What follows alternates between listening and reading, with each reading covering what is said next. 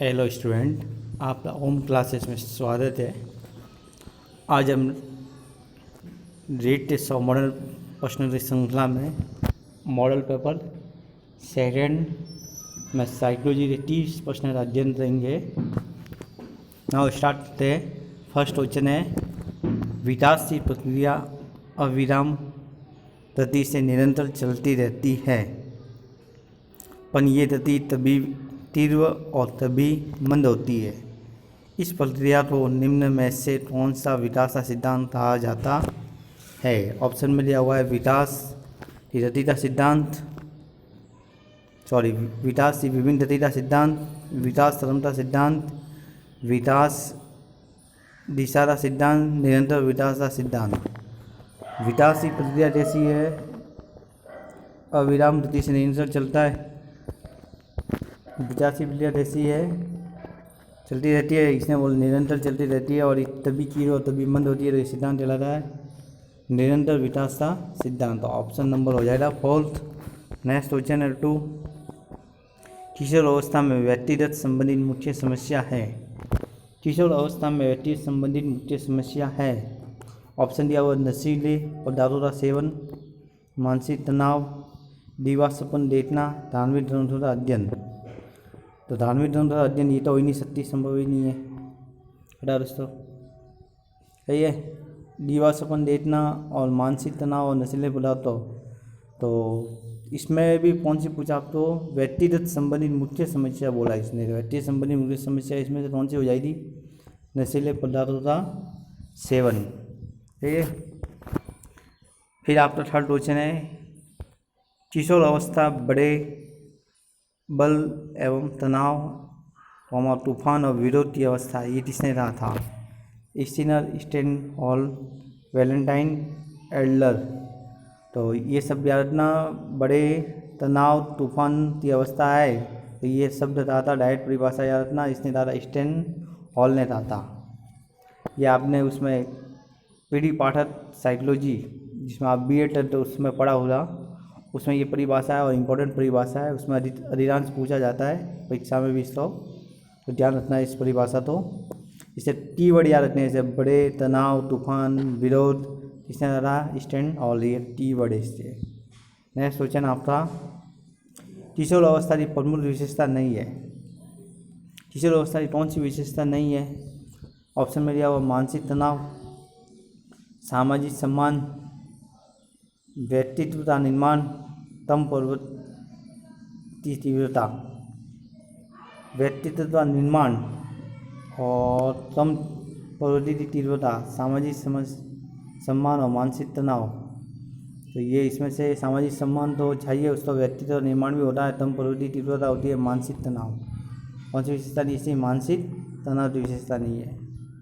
पांचवा प्रश्न है, मनोविश्लेषण प्रणाली के जन्मदाता। मनोविश्लेषण प्रणाली के जन्मदाता सिमरन फ्राइड। इसका आंसर क्या हो जाएगा आपके? सिमरन फ्राइड मनोविश्लेषण प्रणाली के जन्मदाता, जिन्होंने सिद्धांत मन की 3 अवस्था बताई थी, चेतन, अचेतन और अचेतन। ये 3 अवस्था बताई थी मनोविश्लेषण का सिद्धांत, और ये दिया था किसने था? सिमरन फ्राइड ने। नेक्स्ट क्वेश्चन आपका, सीखने का अनुकूलन सिद्धांत का क्लासिक की प्रयोग किया गया था, किस पर दिया गया था? सीखने का जो अनुकूलन सिद्धांत था उस पर किस पे प्रयोग किया गया था? ये आप किया गया था कुत्ते पे। किस पे दिया गया था? कुत्ते पे दिया गया था सीखने का अनुकूलित सिद्धांत, सही है। फिर आगे चलते हैं, 7वां क्वेश्चन आपका, बालक के व्यक्तिगत अध्ययन की मनोवैज्ञानिक विधि।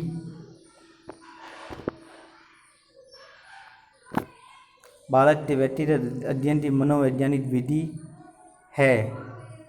मनोवैज्ञानिक विधि पूछा इसमें, वो भी बालक के व्यक्तिगत अध्ययन की, इसका आंसर हो जाएगा केस स्टडी।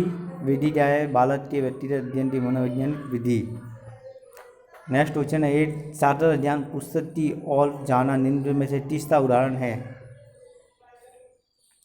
छात्र ध्यान पुस्तक की ओर जा रहा है, तो किसका उदाहरण है? ऐच्छिक अवधानता, अनैच्छिक अवधानता, अभ्यस अवधानता, इनमें से कोई नहीं। किसका उदाहरण है? ऐच्छिक अवधानता। 9 क्वेश्चन है,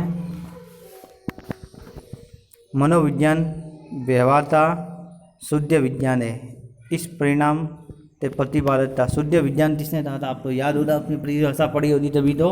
ये वॉटसन ने कहा था मनोविज्ञान शुद्ध विज्ञान, प्योर साइंस वॉटसन। याद रखना, इसका कीवर्ड है प्योर साइंस वॉटसन। अभिप्रेरणा के कारण बढ़ती है, अभिप्रेरणा के कारण बढ़ती है अनुशासनहीनता, उत्सुकता, पसंदता टू समायोजन। जो अभिप्रेरणा होती है व्यक्ति में, उसके कारण क्या बढ़ती है? उत्सुकता बढ़ती है। इसका आंसर आ जाएगा 2।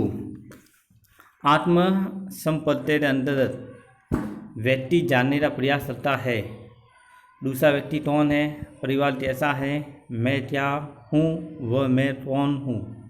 उपरोक्त सभी। आत्मसंपत्ति में व्यक्ति जानने का प्रयास करता है, क्या जानने करता है? मैं क्या हूँ, वह मैं कौन हूँ। इसका आंसर आ जाएगा 3rd। तो मैं क्या हूँ आत्मसंपत्ति यानी, और वह मैं कौन हूँ। नेक्स्ट क्वेश्चन है 12। बर्टन के अनुसार पिछड़ा बालक वह है जिसकी शैक्षणिक बुद्धि लब्धि होती है। ऑप्शन में 85 से कम, 80 से कम, 90 या 100। बर्टन के अनुसार शैक्षिक बुद्धि लब्धि पिछले बालक की इतनी होती है 85 से कम। कितनी होती है? 85 से कम। वह बालक जो व्यवहार के सामाजिक मापदंड से विचलित हो जाता है या भटक जाता है, बाल अपराधी कहलाता है, उत्तरंतिस्ता है। वह बालक जो व्यवहार के सामाजिक मापदंड से विचलित हो जाता है, भटक जाता है, बाल अपराधी कहलाता है, उत्तरंतिस्ता है। तो इसमें कीवर्ड आप याद कर सकते हो, भटक। क्या कीवर्ड है? भटक। और ये किसने कहा था? हीली।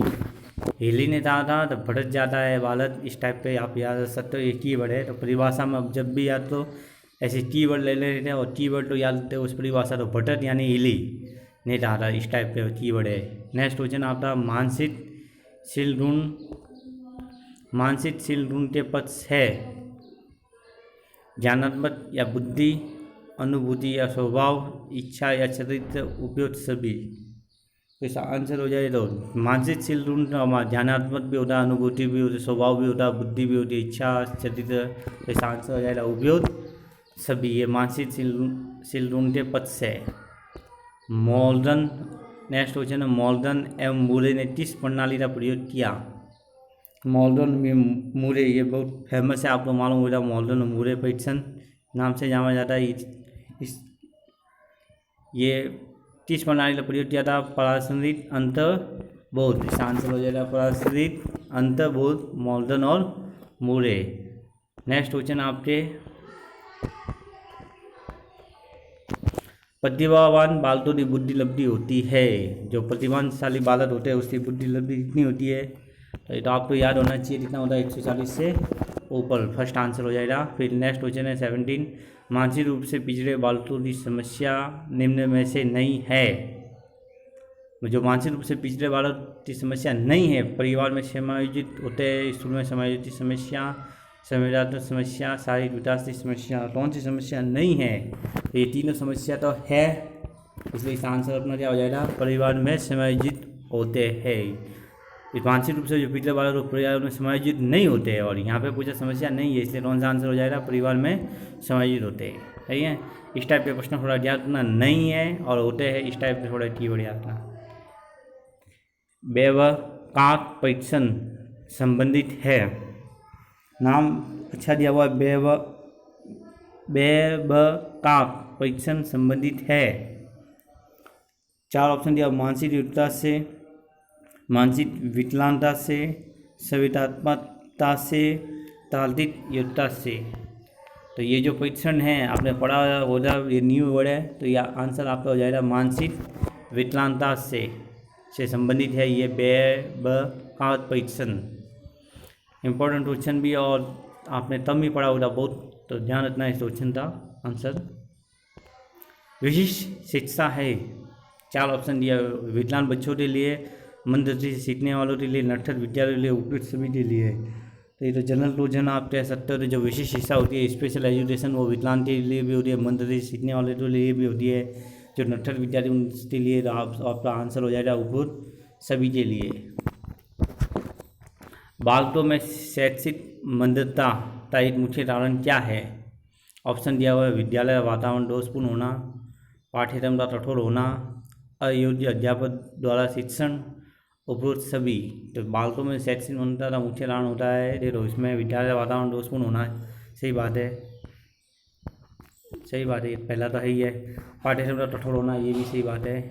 अयोग्य अध्यापक द्वारा शिक्षण, ये भी सही है। इसका फाइनली आंसर कौन सा हो जाएगा? उपरोक्त सभी। जो विद्यालय का वातावरण दोषपूर्ण है, तो बच्चे का जो बालक होता है उसकी शैक्षणिक यानी एजुकेशन में क्या होती है, उन्नति में अवरोध आता है, यानी बहुत कम सीखता है या इच्छा नहीं होती पढ़ने की।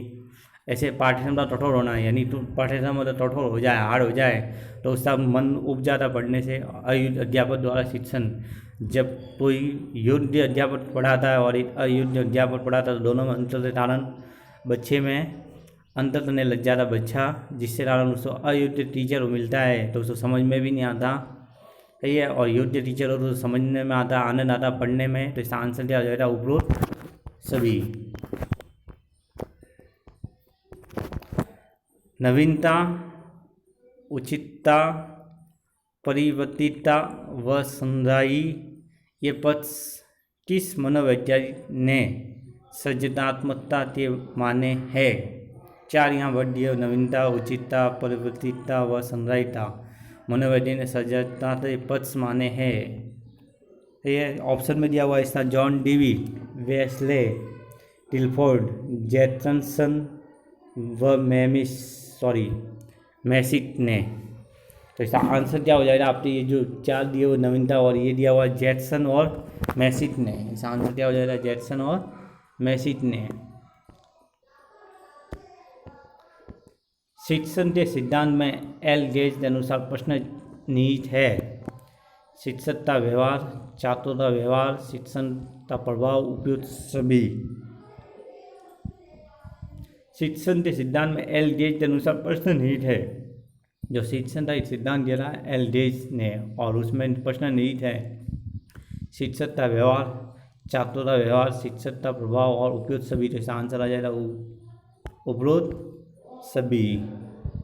नेक्स्ट क्वेश्चन है, मूल्यांकन एक निरंतर चलने वाली प्रक्रिया है, ये कथन किस आयोग द्वारा कहा गया है?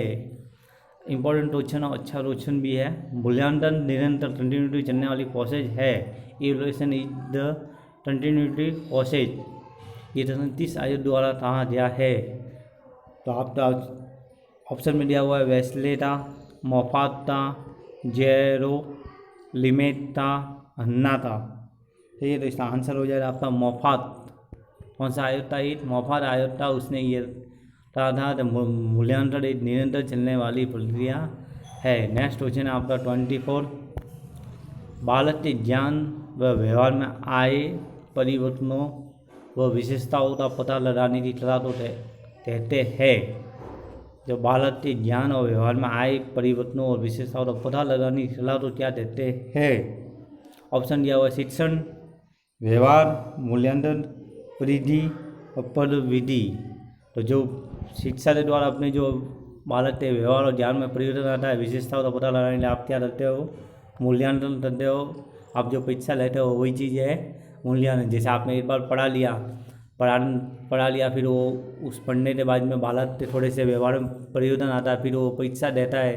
परीक्षा देने के बाद उसके अंदर समझ विकसित होती है, तो इस प्रकार वो परीक्षा से उसका मालूम चला उसके अंदर कितनी समझ विकसित हुई, उसका कितना नॉलेज बढ़ा, वही चीज़ यहाँ सब कहलाती है मूल्यांकन परिधि। सही है।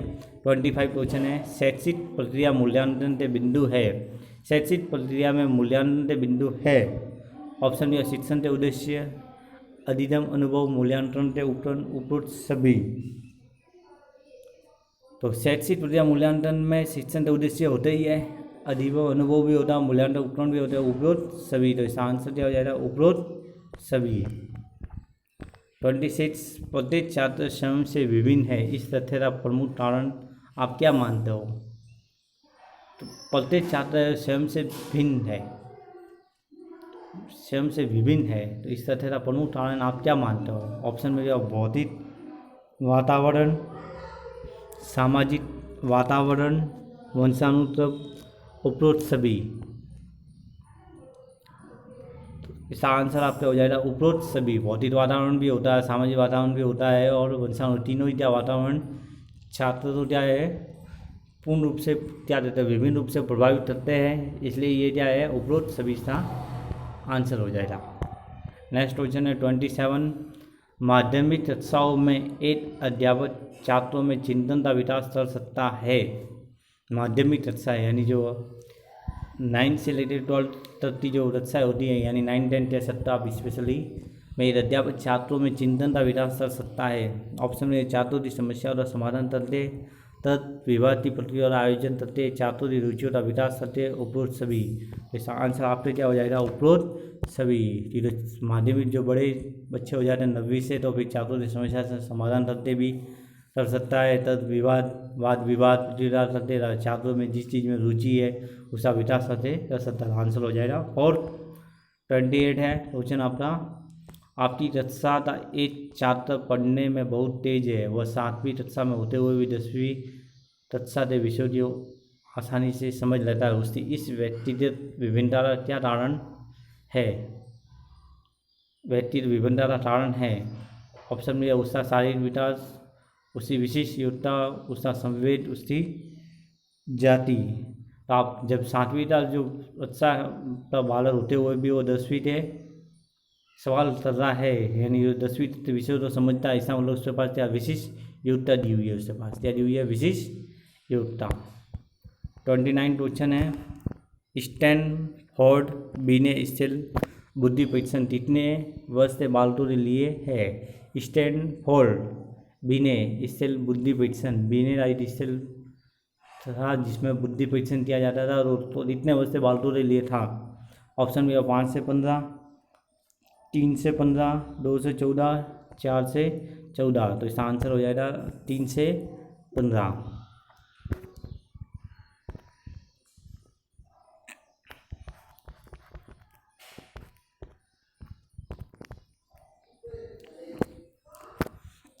थर्टी क्वेश्चन दिया। वर्तमान समय में सतत व्यापक मूल्यांकन के अंतर्गत ग्रेडों में अंकों का वितरण किया जाता है। इस प्रणाली में कितने प्रतिशत अंक प्राप्त करने वाले छात्रों को सर्वोच्च, उत्कृष्ट या A+ ग्रेड के अंतर्गत रखा जाता है?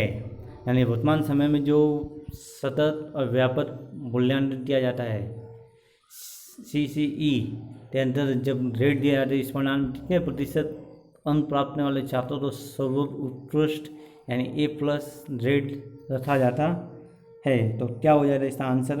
आपके ऑप्शन में दिया हुआ 90 से 100, 56 से 76, 75 से 89 या 35 से 55। तो इसका आंसर आपको 90 से 100। तो टोटल हमने आज 30 क्वेश्चन किए और ये मॉडल पेपर नंबर 2 था।